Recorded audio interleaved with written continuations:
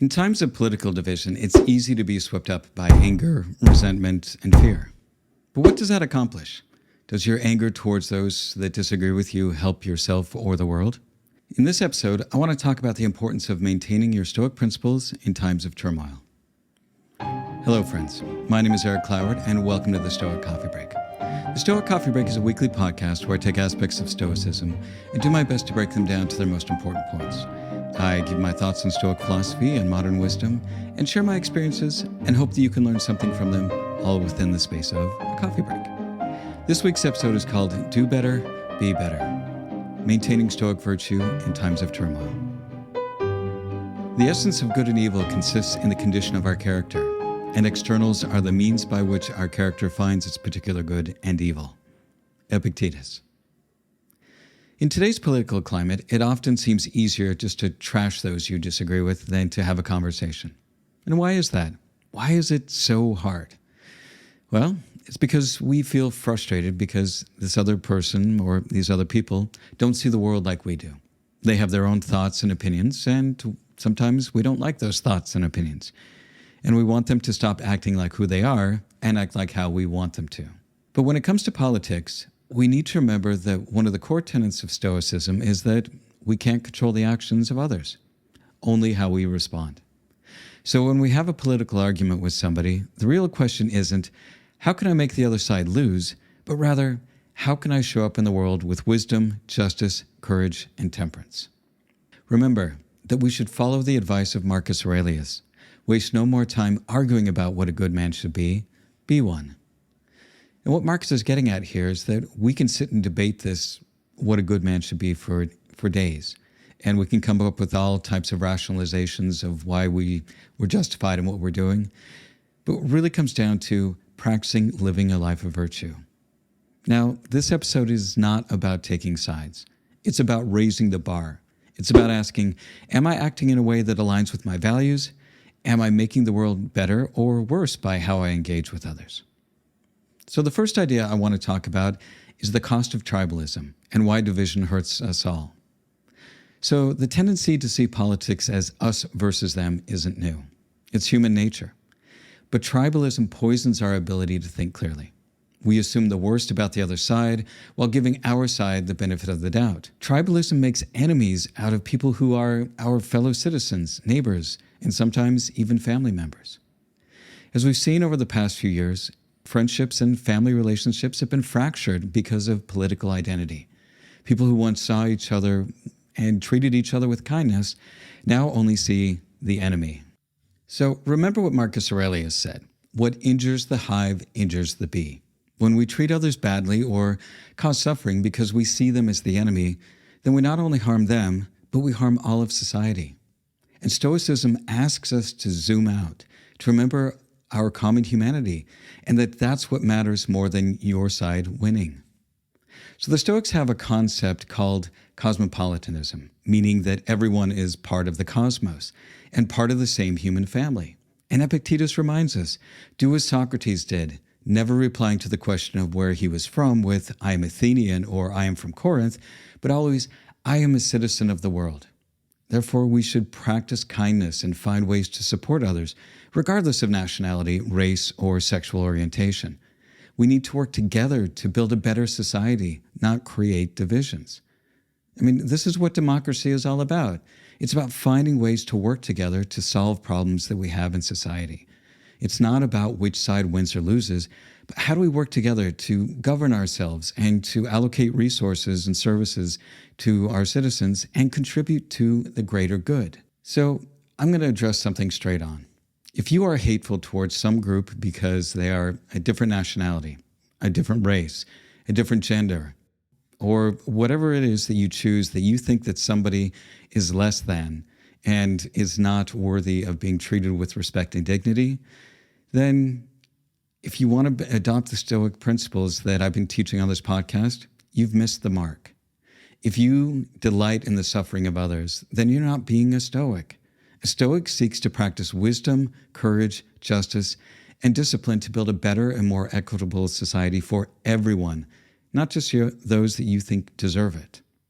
It takes wisdom to educate yourself on issues that afflict society and to see it from multiple sides. It takes justice to stand up and advocate for fairness and reduce suffering of others. It takes courage to compromise with those you disagree with and to go against those on your side in order to do the right thing. And it takes discipline not to give in to fear-mongering and manipulation, and to continually ask yourself if you're doing the right thing. So, I want you to reflect on this question. Are you engaging in political conversations in a way that heals or deepens divisions? Next thing I want to talk about is fear, because fear is the enemy of wisdom. And many political movements today are fueled by fear. The fear of losing power, the fear of change, fear of the unknown, fear of the other. But fear, as we know, makes us reactive. It makes us irrational. And worst of all, it makes us susceptible to manipulation.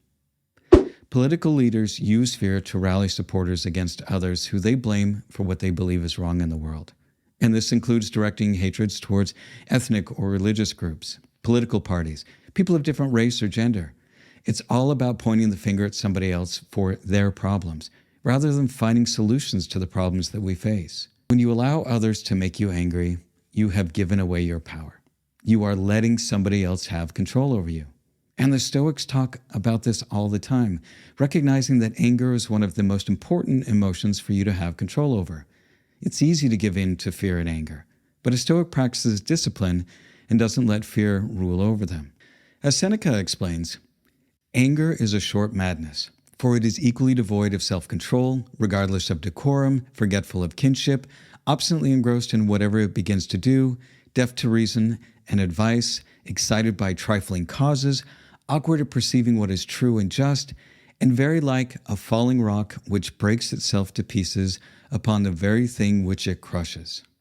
The Stoics warned frequently about the dangers of hatred and anger, because they recognized how destructive it is, not just for society, but for each of us personally.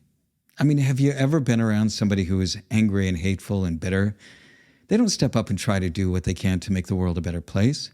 They're unhappy and they blame everything that's wrong on things outside of themselves.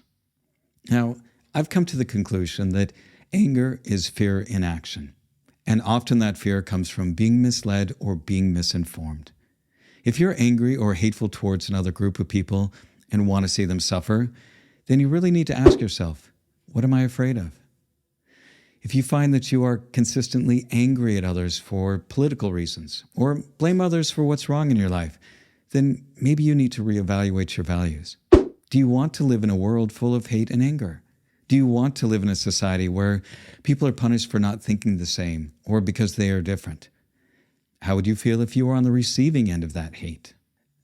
Another downside to fear-driven politics is that they often lead to policies that hurt the very people that support them, such as when economic policies are enacted that benefit corporations or extremely wealthy people while leaving working class or poor supporters struggling. Instead of being led by fear, be led by wisdom. Seek to understand before reacting. Think about what story you are telling yourself, because it's your perspective on something that is causing the fear that you feel. As Epictetus reminds us, man is disturbed not by things, but by the view he takes of them. So I want you to reflect on this question. Are your political views based on principles or just fear of the other side? When you feel anger or fear about something political, pause and ask yourself, is this fear justified? Is it based on facts or on narratives designed to keep me afraid? The next thing I want to talk about is justice. So one of the 4 Stoic virtues is justice, which means fairness, equity, and concern for the well-being of others. It means ensuring that all people, regardless of race, religion, gender, or background, are treated fairly under the law.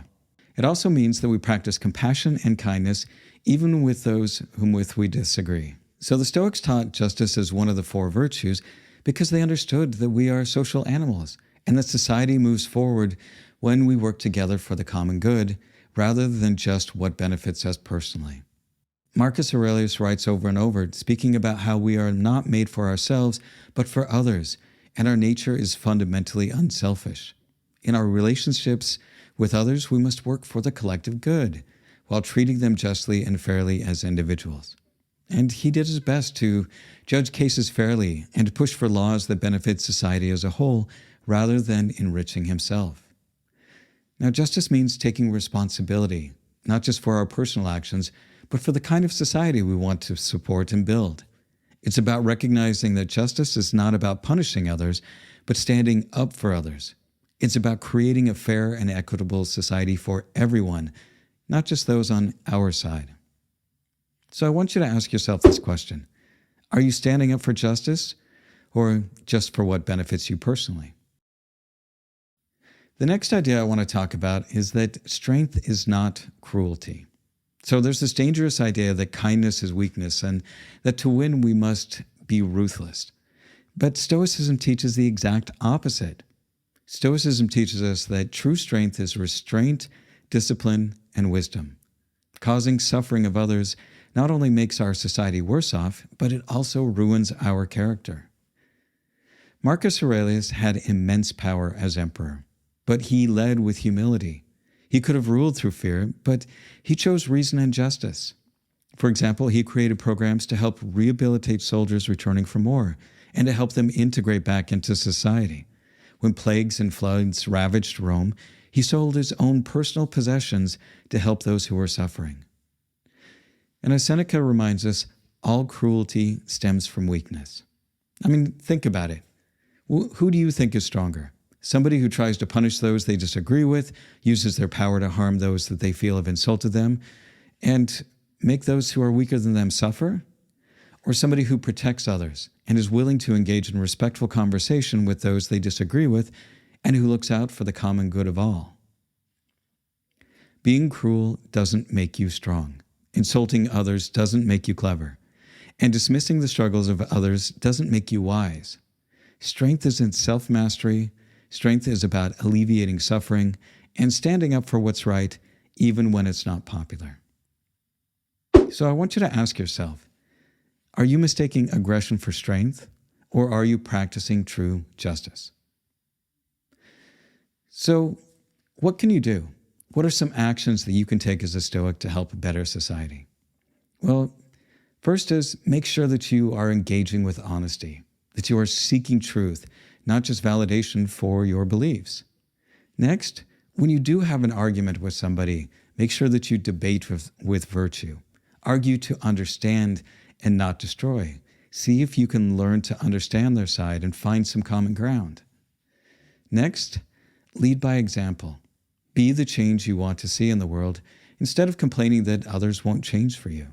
Step up and be better and do better. Next, resist manipulation. When you feel yourself getting angry, ask yourself, who benefits from me being afraid or angry? And lastly, extend your humanity. Even if you disagree with somebody politically, treat them with respect. Stand up and do the right thing. Support those in need. Relieve suffering in the world. In closing, what it really comes down to is I want to encourage you to live a higher standard. If you want to live in a better country, a better world, it starts with you. Step up and do better. Step up and be better. Be the kind of person that you want to see in the world. Be kind to others. Show compassion towards other people, even if you disagree with them.